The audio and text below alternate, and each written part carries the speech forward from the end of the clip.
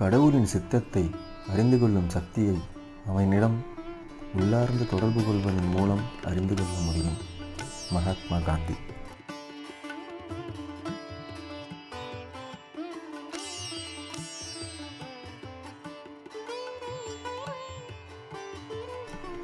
மனம் கீழான விஷயங்களில் மட்டும் ஈடுபாடு கொள்கிறது. இதை தவிர்த்தால்தான் கடவுளின் அருள் கிடைக்கும். சாரதா தேவியார்.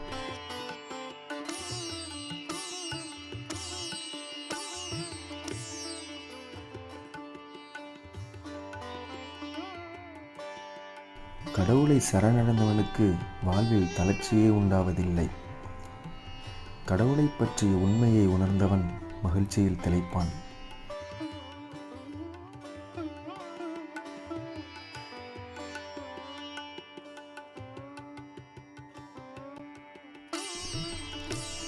உன்னை கெடுக்கும் செயலையோ பிறர் அளிக்கும் காரியத்தையோ செய்ய நெருங்காதே. நைவினை நணுகேல். ஔவையார்.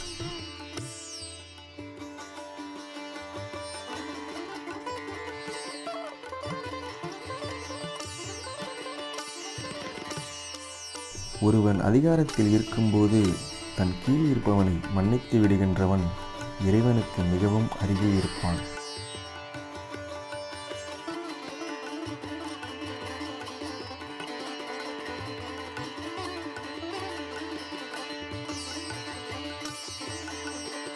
மகனே, என் போதனையை மறக்காதே. என் கட்டளைகளை உன் இதயம் கடைபிடிக்கட்டும். அவைகள்தான் உனக்கு நெடுநாள் வாழ்வையும் தீர்க்க ஆயுளையும் அமைதியையும் வழங்கும்.